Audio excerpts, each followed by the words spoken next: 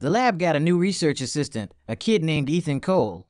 From the day he showed up, he was stuck to my girlfriend Chloe, like a piece of gum on a hot sidewalk. Chloe made it crystal clear she was taken. But instead of backing off, the kid just dug in, positioning himself as her new guy Bestie. I met him once at a team dinner. Pretty boy looks, full lips, bright teeth, a set of dimples when he smiled. The kind of face that charmed people, but all his charm was laser focused on Chloe. He barely spared a word for me, the actual boyfriend. That night, Chloe and I were curled up on the couch streaming a movie when a shrill ring of a FaceTime call shattered the peace. Ethan's face contorted into a look of theatrical panic and filled the screen. Chloe, the power just went out of my apartment. What do I do? Chloe didn't even look up from the TV. She rattled off a number. Call 1-800-EVERSOURCE. What's that? The power company. Their automated system will log your complaint. They're fast. She was already moving to end the call. Ethan's voice immediately ratcheted up, laced with a sob. Wait, Chloe. I think I hear someone knocking at my door. What if it's a ghost? If a ghost is knocking, go to sleep and it'll get bored. Calling me won't help. I'm not coming over. But what if it's a burglar? Then calling me is even more useless. I'm a 5 feet 5 inches scientist who can barely open a pickle jar. The only things I'm good for are giving my boyfriend back rubs, making him coffee, and keeping his side of the bed warm. Call 911. Without another word, Chloe hung up, rolling her eyes. Is he for real? How'd he even pass the interview? The next morning, I drove Chloe to the institute. The car had barely come to a stop when Ethan materialized out of thin air. Chloe, why did you hang up on me last night? His tone was wounded. His eyes flicked to me in the driver's seat, and his expression instantly morphed into that of a kicked puppy. Oh, Jake's here, too. Jake, was it you?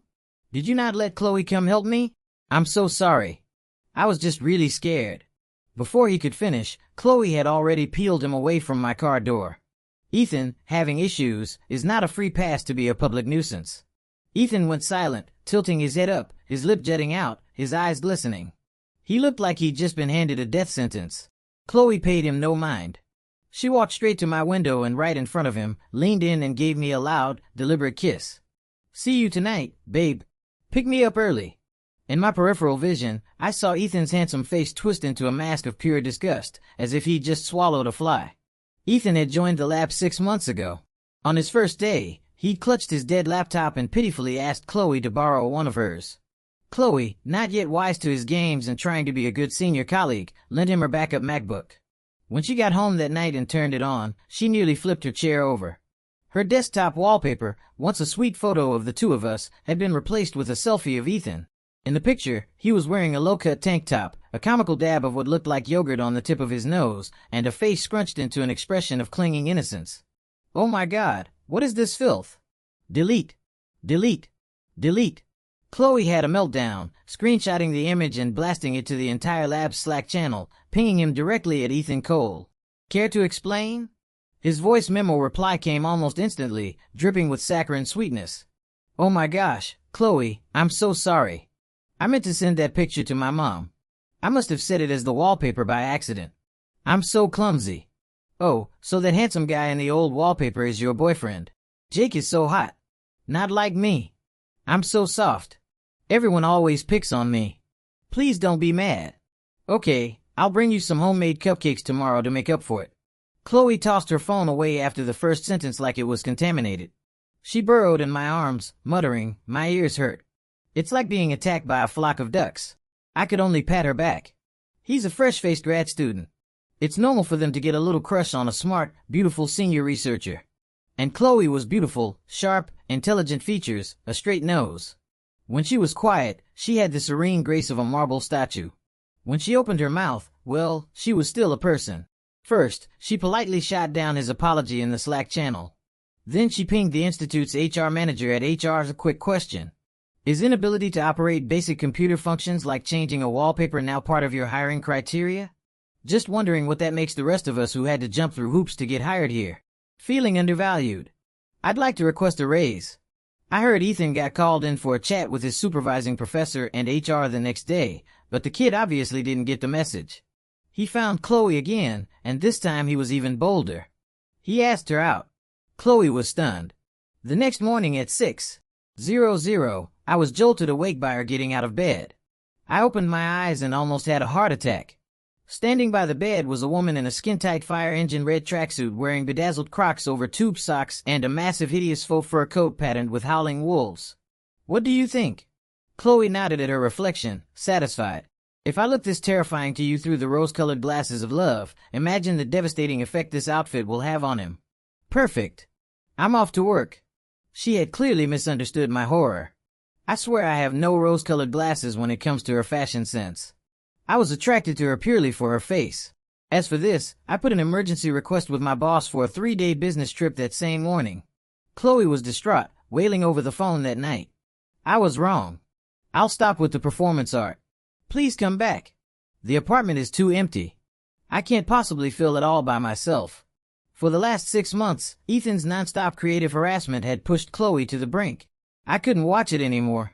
I decided it was time to step in and teach her how to play hardball. Friday was their lab's weekly happy hour. I was working late and didn't go. As I was wrestling with a project proposal, my phone started vibrating off the desk. It was the big institute-wide Slack channel, the one that included spouses and partners. I figured it was just another flood of group photos until I opened a video Chloe had just posted. In the clip, the bar was chilly, maybe 60 degrees tops. Everyone was in jackets except for Ethan, who was wearing a sleeveless tank top. He stood up holding a beer and said in a high-pitched, affected voice, "Hey ladies, do your boyfriends always nag you about drinking too much? They're so controlling. It's too annoying. I know I'm a guy, but I hate all those dumb rules. My mom raised me like a daughter, so you can all just think of me as your best girlfriend." As he spoke, he went from one female colleague to the next, clinking glasses, draping his arm over their shoulders. When he got to the male colleagues, he just twisted his hips and skipped right past them. The video ended. Immediately following it, Chloe posted a message, pinging everyone. Here, I read online that this kind of behavior is called being a toxic soft boy. What do you guys think? Does the term fit? The channel exploded. A male colleague immediately went off. What's with only toasting the women? Are the guys sitting next to them invisible? And what's with the unsolicited touching? Are the women here just props for your creepy little performance and best girlfriend? What kind of girlfriend are you? Did your mom make you wear dresses? No. Then shut your mouth. Your parents must not have raised you to be a person at all if they taught you to grovel and paw at people like a desperate little dog. Others chimed in, telling Ethan to get a grip and learn some boundaries. That night's happy hour broke up in chaos. Chloe came home early. I was showing her the drama unfolding on Slack when Ethan's call came through. He was crying so hard he could barely breathe. I put the phone on speaker, turning the volume all the way up, so his pathetic sobs echoed through the living room. I hadn't wanted to escalate things this far, but he'd pushed and pushed. He had no one to blame but himself. I thought that would be the end of it, that he'd finally lay off. Instead, in the early hours of the morning, Ethan started posting long, rambling voice memos to the Slack channel. When I played one, his voice was trembling, thick with tears. "I'm so sorry. To all my senior colleagues, you're right to be angry. It's all my fault, but I can't help it. My parents always wanted a girl, so they raised me like one. They never loved me. The only thing I knew how to do was to try desperately to please people. My mom didn't like me, and my older brothers all pushed me away. I've always been terrified of other guys, so I only felt safe around women. I swear I didn't mean any harm. I know I'm annoying. I just wanted to fit in." He was sobbing hysterically, the sound punctuated by ragged, choked breaths. It was a truly pitiful performance. By the next morning, the tide in the group chat had turned. A woman named Brenda Morrison suddenly took it upon herself to dispense justice. Her husband, Professor Morrison, was a big shot at the Institute, a titan in his field whose guidance Chloe often relied on for her own projects. Brenda leveraged that connection, carrying herself with an air of arrogant authority. "You're all grown men.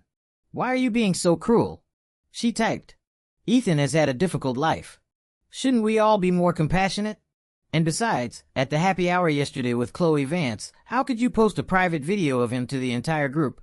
Did Jake put you up to that?" The accusation was aimed squarely at me. Brenda went on to lecture nearly everyone who had spoken up the day before. Her message was clear. Protect the poor, fragile little brother. Her tirade silenced the channel. Finally, her husband, Professor Morrison, stepped in to smooth things over. He said last night's get-together had been cut short and proposed another dinner, suggesting everyone bring their partners. On the night of the dinner, Chloe was rummaging through her closet. She pulled out a dusty studded leather jacket. "What's with that?" I asked, looking at the aggressively defensive piece of clothing. Chloe slipped it on, spun in front of the mirror, and raised an eyebrow at me. "Physical defense. Ever heard of it? In case someone decides to accidentally fall into my arms. If he tries to pull anything, I'll poke his face full of holes." I had to laugh. My girlfriend, the human porcupine. When we got to the restaurant, Professor Morrison pulled Chloe aside to talk about a project. The moment I was alone, Brenda marched over, her face a thundercloud of judgment. "Jake, don't you think you owe Ethan an apology? He's just a young man and you instigated all this bullying against him." Chloe had just finished her conversation and walked up in time to hear the last sentence. She immediately stepped in front of me. "What did my boyfriend do wrong? Why should he apologize?" Professor Morrison tried to pull Brenda aside, but she shook him off, her eyes like daggers on me. "You're all colleagues in the same lab. Does it look good to be this hostile? You should have a bigger heart. What kind of person holds on to petty little things like this?" Even Ethan seemed taken aback by that, but he recovered quickly, waving a magnanimous hand at me. "It's okay, Jake. It was all a misunderstanding. I know you weren't targeting me on purpose." My gaze drifted past Brenda and landed on Ethan. A slow smile spread across my face. "Speaking of which, Professor Morrison, that new neuropeptide project you're launching, aren't you still looking for people? Ethan's background seems like a perfect fit. Maybe you should apply." Ethan's eyes lit up. Professor Morrison's project was the golden ticket at the Institute. Getting on that team mid your career was made. He forgot all about me, scrambling to his feet to toast the professor. "Professor Morrison, if there's anything at all I can do to help, you just say the word." His voice was sickeningly sweet. Brenda's face darkened as she watched Ethan's fawning display. Ethan quickly pulled out his phone, leaning in to add Professor Morrison on WhatsApp. The moment his screen lit up, that familiar, nearly nude selfie wallpaper was on full display right in front of Brenda's face. "What the hell is that?" Brenda shrieked, the sound cutting through the air. "Who are you trying to look like that for? So young and already so shameless." "No, Brenda, it's just a picture of me," Ethan stammered, trying to hide the screen. "Don't play dumb with me. You're just trying to show off your sleazy body, aren't you?" Brenda's fury ignited. With her permed hair and thick dramatic eyeliner, she always looked ready for a fight. She was a renowned terror. Unfortunately for her, she was up against Ethan, the master of passive aggression. Tears instantly welled in his eyes. He started crying, his voice trembling. "I just took this picture to remember what I looked like when I was young. So when I get old, I can." "What did you just say? Are you calling me old?" Brenda snatched a glass of red wine from the table and hurled its contents straight at him. "What are you doing?" Professor Morrison jumped up to restrain her, a move that only added fuel to the fire. "Why are you stopping me? Are you defending him? You think I don't know about you and that little grad student? We're not done with that yet." Brenda completely lost it. The entire table stared, their faces a gallery of shock and morbid fascination. Professor Morrison, his face burning with humiliation, slapped Brenda across the face. Brenda screamed with a raw animal sound and lunged at Ethan, scratching and clawing. The two of them collapsed into a tangled, flailing heap. Ethan was no match for a woman fighting like a cornered Wolverine. He finally managed to grab his phone and flee the room. Professor Morrison, mortified, dragged the still screaming Brenda out after him. From the hallway, we could still hear Brenda's piercing curses echoing down the corridor. From that day on, Brenda became a regular fixture at the Institute, taking every opportunity to snipe at Ethan. She only calmed down a little when the official roster for Professor Morrison's project was released and Ethan's name wasn't on it. But it was clear Ethan hadn't given up on Chloe. It was a lazy weekend morning. Chloe was restlessly being affectionate and the temperature in the bedroom was steadily climbing. Just as things were getting intimate, Ethan's number flashed on her phone as unwelcome as a death sentence. The first time she declined it. He immediately called back. After the third time, Chloe's patience snapped. She blocked his number. The world was quiet for a glorious 5 minutes before the building's front desk called my phone. "Mr. Connor, there's a Mr. Ethan Cole at the front entrance. He says he's here to see Miss Vance." Chloe lifted her head from my chest, her voice tight with suppressed rage. "Who does he think he is? Does he have no self-awareness?" I shook my head and asked the concierge, "Did he say what it's about?" "He said he brought a homemade cake. He wants to smooth things over." Before he could finish, Chloe snatched the phone from my hand. "She's not seeing him. Tell him to get lost." "What?" Do you let any stray dog into the building now? If he harasses us again, I'm calling the police." She slammed the phone down. I heard later that Ethan waited at the gate for half an hour before shuffling away.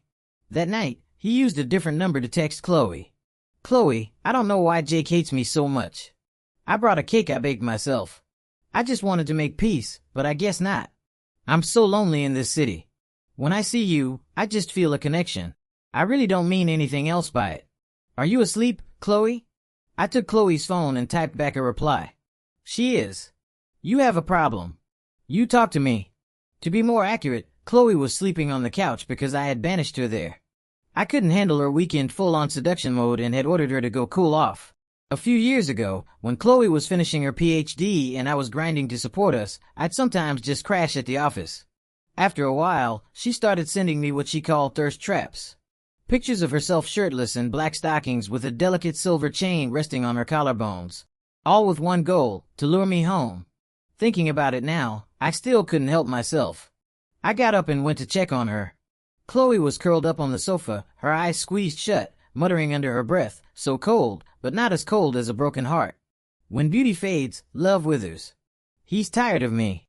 The novelty's worn off. Poor me, a maiden fair. My body and my heart both played for a fool. I fear I'll be trapped in this prison of sorrow forever." I walked over and cleared my throat. She didn't open her eyes, still fully immersed in her one-woman show. "It's more convincing if you don't close your eyes when you're complaining," I said, unable to resist. "And if you're cold, pull up the blanket." The only reason Chloe could see through Ethan's manipulative games was because she was a master of them herself. Compared to Ethan's cheap tricks, Chloe was a grandmaster. The way she pursued me was a saga of strategic genius. She'd come and pick me up from my internship when I'd be brain dead from overtime with no desire to talk to anyone. Then she'd send me a short video. It suddenly started raining. I ran so fast I almost got soaked. But I bought an umbrella so I can walk you home in the video. Her hair would be damp, water droplets clinging to her face as the camera panned down, just enough to show her white t-shirt, soaked through and clinging to the curves of her body. A 15-second clip was all it took to shatter my will to work. By all logic, Chloe and I, two workaholics, should never have ended up together. It was entirely thanks to her endless arsenal of clever, playful tactics that she had me completely wrapped around her finger. "I just love you." "What's so wrong with that?" Chloe mumbled from the couch, her eyes wide and pleading. "So, can I come back to the bedroom now?" After a long, drawn-out silence, I finally admitted defeat and turned back toward the bedroom. Chloe's face broke into a triumphant grin. She sprang from the couch like a cat that had successfully stolen a treat and scampered in after me. On Monday, Chloe went to work, refreshed and in high spirits. She ran into Ethan right at the entrance to the institute. "Chloe, don't talk to me. We're not friends." She didn't even break her stride. Seeing the blood drain from Ethan's face put Chloe in an excellent mood. She blew a kiss toward me in the car and sashayed into the building. I was about to pull away when Ethan walked right up and knocked on my window. I rolled it down. He looked at me, the corners of his mouth lifting into a smirk that was nothing like his usual soft boy act. It was a challenge. His voice was light, almost breezy. "Jake, your girlfriend, I like her a lot. Can you give her to me?" My hands tightened on the steering wheel. I'd met shameless people before, but never anyone who would try to steal someone's girlfriend so openly. "Are you kidding me?" The words were ground out from between my teeth. "Don't hit him," I told myself. "He'll fall over and sue you for enough money to buy a new car. You made it into this institute, so you can't be an idiot," I said, leaning forward, my voice low and dangerous. "You're obviously a smart, capable guy. Why are you so obsessed with someone else's girlfriend?" "I'm not lecturing you," I said, looking at his young face, already twisted with a bizarre ambition. "I just feel sorry for you. You're always lowering yourself, trying to suck up to people. At that dinner the other night, I saw you secretly take something. Hangover pills. You're allergic to alcohol, aren't you? Or you just can't hold your liquor. Why do you do that to yourself?" Ethan's face went rigid. Then he glared at me, his eyes filled with venom. "You think you've won? It's you who turned yourself into a tool first. Let's be real. Any woman who could be won over by my methods isn't much of a prize to begin with." He let out a vicious, ugly laugh. "If you don't care about morality, if you don't care what Chloe thinks and you're determined to use your pathetic little tricks to steal her, then I don't care either. A woman who can't resist that kind of temptation isn't one I want anyway." With that, I started the car and waved him out of the way. In the rearview mirror, Ethan was frozen in place, his gaze fixed on the cold concrete like a doll that had suddenly had its soul ripped out. I thought things would finally die down after that. Chloe even said that Ethan had been keeping a low profile after a stern talking to from his professor and HR. Then during a lunch break, a coworker Kevin sidled up to my desk, phone in hand, looking hesitant. "Hey Jake, you're an Aquarius, right?" "Yeah." "Why?" Are you and Dr. Vance doing okay?" Kevin finally just handed me his phone. "You should see this. It's a Reddit post that's blowing up." "I don't know, man. The description just sounds a lot like you." I rarely went on Reddit. I clicked the link. It was a post on r/relationships written in the first person by a user named Ethan C. A long tear-soaked story of victimhood. The post painted a vivid picture of how a young professional like him was inappropriately pursued by a senior female colleague, implying Chloe, lending him her laptop, constantly checking in on him, which in turn provoked the jealousy and insane persecution of her narrow-minded boyfriend, Mr. Stubborn, a clear jab at me. He claimed I'd spread vicious rumors, publicly humiliated him, and led a campaign of bullying against him at work parties. Every word was designed to portray him as a delicate flower being crushed under my boot. The comment section was a wildfire of outrage, with users demanding the toxic boyfriend be exposed. The original poster then reluctantly revealed a few key details. My approximate age, my line of work related to scientific research, my astrological sign, and the city I lived in. Like pieces of a puzzle, those fragments quickly led people to my one and only public social media account. My Twitter profile's DMs were instantly flooded with a tidal wave of vitriol. Ethan's cyberbullying campaign was devious. Did he really think that just because Chloe had blocked him, all the evidence had vanished? So naive, even though she had blocked his number, she had logged into iMessage on her MacBook and all of his manipulative comments were sitting right there in the chat history.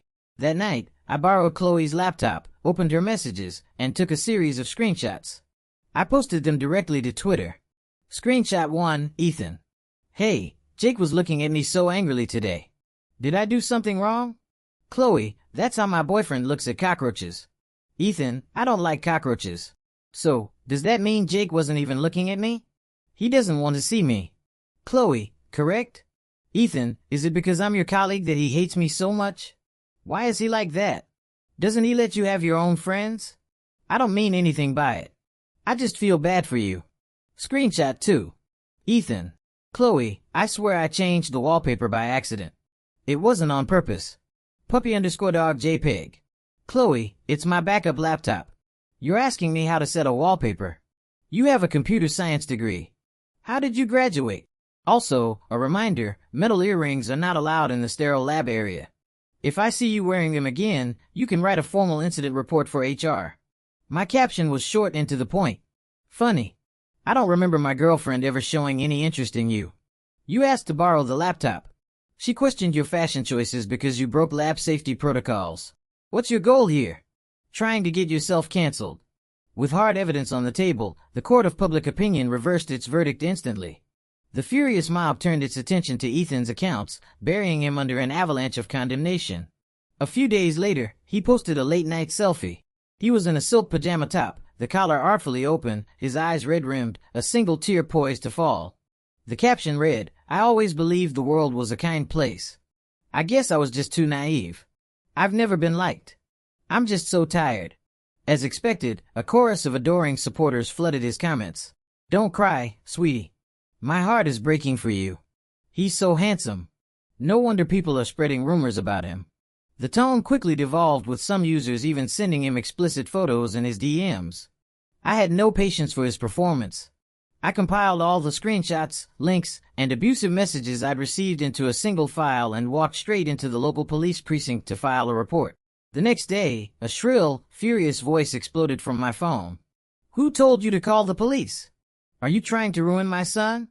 It was Ethan's mother. After Ethan was called in for questioning, she had immediately tracked me down. "What did my son do wrong? It's just some woman." "So what? Why couldn't you just let him have her? You're just jealous that my son is young and handsome. Do you have any idea who his father is? Arthur Cole. He's not someone a little nobody like you can afford to cross. If you know what's good for you, you'll drop the charges right now, or I'll make your life a living hell." After she hung up, my personal information was, as promised, plastered all over the internet. Harassing phone calls and abusive texts started pouring in. When Chloe found out, she confronted Ethan in the hallway at the institute. "Ethan, I've already filed a police report. I'm going to make every single disgusting thing you and your mother have done public. This is not over." I'm sorry, Chloe. My mom didn't do it. I swear I didn't know this would happen." Ethan tried to stammer out a defense. "Save it. I'll see you in court." Chloe was so furious she was shaking, and it took several colleagues to hold her back. The harassment escalated. On my way home from work, I noticed a car tailing me. I kept my cool, casually turned and headed directly for the Cambridge Bio Research Institute where Chloe worked. The institute was in a more isolated area and the roads grew emptier. The car stuck to me like glue. I pulled up to the security checkpoint at the entrance and got out of my car. A greasy-looking man in a black tracksuit jumped out of the tailing car, rubbing his hands together as he lunged toward me, his eyes gleaming. "Hey, you're handsome. How much for a night?" Before he could finish, 4 or 5 security guards in tactical vests, armed with batons, appeared as if from nowhere and tackled him to the ground. The man stared at me in terror. I pointed to the large, prominent sign on the wall next to us. "Research facility, restricted access." Then I turned to the head of security. "Captain Lee, this car has been following me. Looks suspicious." My car was registered and a familiar sight. An unknown vehicle tailing it into the restricted zone was an automatic red flag. At the police station, the man in black folded instantly. "Officer, it wasn't me. I was paid to do it. A woman hired me. She said to just scare him a little, make him break up with his girlfriend." The trail quickly led to Ethan's mother. Ethan rushed to the station when he heard, and when he saw his mother being questioned by the police, he froze. "Mom, are you insane? How could you do something like this?" "Shut up," she screeched, slapping him hard across the face. "Who do you think I'm doing all this for? It's for you, you useless thing.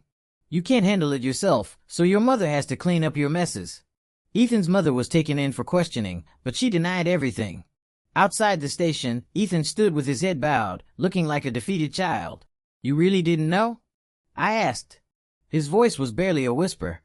"The posts. She's the one who sent in the photos. The ones targeting you." He was talking about the man in black. After giving my statement, I made it clear I would not be accepting any apologies and was preparing to leave with Chloe. Suddenly, Ethan erupted, screaming at us. What was I supposed to do? Do you have any idea what my life has been like? Everyone called my mom a homewrecker. They called me the bastard son who should have never been born. They called us trash. It was my mother who taught me if you want something, you have to fight for it. If you want a woman's heart, you have to use tricks. I forgot how to love someone normally a long, long time ago.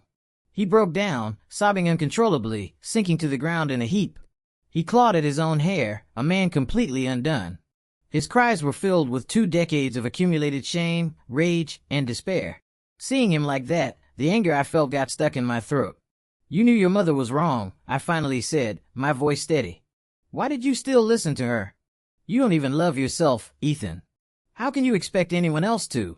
Ethan's mother refused to confess to anything, and the man in black changed his story, claiming he was just harassing me because he didn't like my face.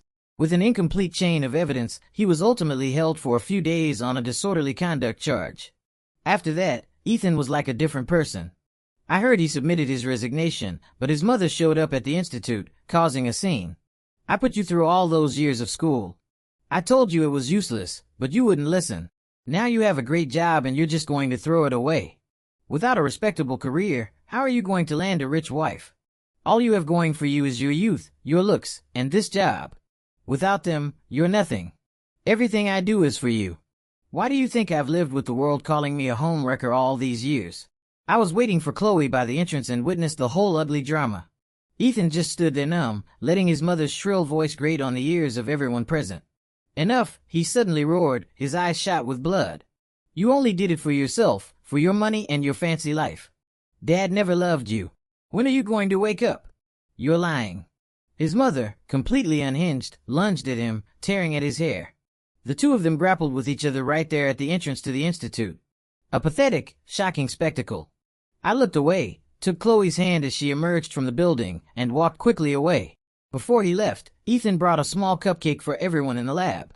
They were simple, almost plain, nothing like the elaborate creations he used to make for Chloe. Maybe this was what he was really like. As a small gesture of goodwill, the team held a small farewell happy hour for him. I'm sorry, everyone. I can't actually drink, he said, his face pale. He managed a bitter smile. I'll toast you all with this iced tea. He raised his glass and drank it down in one go. I had a couple of beers and stepped out onto the restaurant patio for some fresh air. I heard footsteps behind me. I'm leaving, Ethan's voice said, as cool as the night air. He looked up at the city sky where only a few dim stars were visible. A single tear slid down his cheek. I'm getting married. I was surprised. To who? He let out a low, hollow laugh. I don't know, some 40-something-year-old woman, I think. Her kids are already in middle school, a business partner of my father's. He didn't want to sacrifice his real son, so he's shipping me off. The bastard he picked up on the side.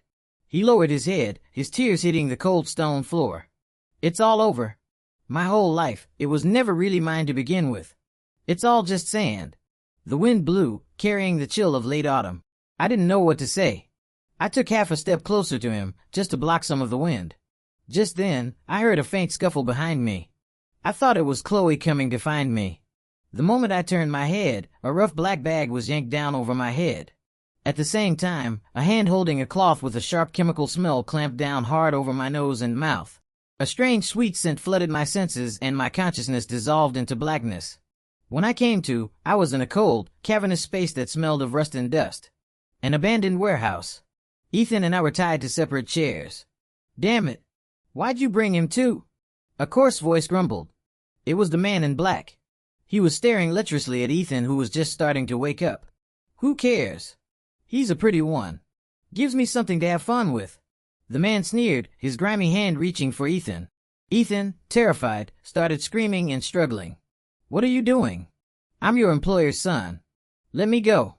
I'll give you whatever you want. Money? The man in black roared with laughter.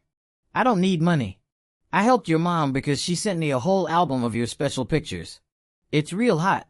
He pulled out his phone. The screen's glow illuminated his twisted face. When Ethan saw what was on the screen, his face went deathly white. No, that's impossible. How could she? Yeah. Ethan screamed, sharp enough to pierce the roof. Another man, this one with a long scar on his face, started walking toward me. A predatory look in his eyes. Boss, what about this one? He had just reached out a hand when the warehouse's rusted metal door was violently slammed open. Police, don't move. The scar-faced man flinched, a glint of steel flashing in his hand as he pressed a small knife to my throat. Don't come any closer. One more step and he's dead. Chloe rushed in with the police. Seeing the knife at my throat, her voice cracked with fear. You dare touch him and see what happens. I'll touch him. What are you going to do about it? The man snarled, his wrist tightening. In that split second, every muscle in my body tensed. With a violent surge of strength, I broke free from the zip ties. In the man's shocked gaze, I twisted around, grabbing the wrist of his knife hand and executing a vicious shoulder throw. A sickening crack echoed through the warehouse, followed by an agonized scream. The man in black saw what happened and charged at me, howling. I sidestepped his clumsy attack and kicked him squarely in the back of his knee. Ah, he shrieked, collapsing to the ground. I followed through with another kick that sent him flying into the wall where he slumped into a boneless heap. The police swarmed in, pinning both men to the floor. I told you not to touch him. Chloe ran over, grabbing my hands, her voice trembling with relief. She didn't forget to explain to the stunned police officers. One time, before we were even dating, I snuck a kiss on the back of his hand, and he reflexively slapped me so hard he gave me a minor concussion. The cops' expressions changed as they looked at me, and you two still ended up together. Chloe beamed as if it was the most obvious thing in the world. Well, yeah. I'm crazy in love. He'll defend me today and tomorrow he'll conquer the world for me. I know a good investment when I see one. I cleared my throat, embarrassed. I've just had a few years of training. Boxing, karate, some jiu-jitsu. My dad was worried I'd get picked on, so he made sure I knew how to handle myself. The lead officer swallowed hard. Right, Mr. Connor, after we finish the report, we're going to need you to come down to the station to file a statement. The police untied Ethan. As he was being helped out of the warehouse, he saw his mother rushing toward him. Ethan, smack. The sound of the slap was sharp and clean. Ethan, using every last bit of his strength, had struck his mother across the face. His voice was as cold as ice. Don't. You make me sick. In the interrogation room, the man in black sang like a canary. It turned out he'd been Ethan's mother's lover for years. Lately, as she'd aged, he'd grown tired of her. To keep her pet thug loyal, a man who was attracted to both men and women, she had psychopathically started sending him her own son's suggestive photos to keep him interested. The kidnapping was confirmed. The evidence was overwhelming. The legal team I hired moved swiftly. Ethan, with his own lawyer, also pressed charges against his own mother for invasion of privacy, conspiracy, and a host of other crimes. The storm finally passed. Ethan left the institute, disappearing like a drop of water into the urban ocean, slowly forgotten by everyone. On our 3-year anniversary, the sun was bright and warm. Chloe, wearing a stunning white dress, got down on one knee in front of our family and friends and opened a small velvet box. "Jake Connor," she said, her eyes shining like stars. "For the rest of our lives, will you let me be the one to protect you?" I smiled, and amidst the cheers and applause, I held out my hand. The days of wedding planning were a chaotic, happy blur, made even more so by the way she talked to her engagement ring. "Oh, ring on my hand. Who's the one who won his heart in all the land?" She'd whisper, lying with her head in my lap. Then she'd answer herself in a squeaky voice. "It's Chloe, of course." I watched her, grinning like an idiot, and shook my head in helpless affection. My phone suddenly lit up. It was a text from an international number. I ran. "I'm out of the country. Thank you and I'm sorry, Ethan." My thumb hovered over the reply button for a moment. "Who is it?" Chloe asked, looking up. I turned off the screen, shook my head, and pulled her closer. "No one, just spam." Whether I replied or not no longer mattered. The end.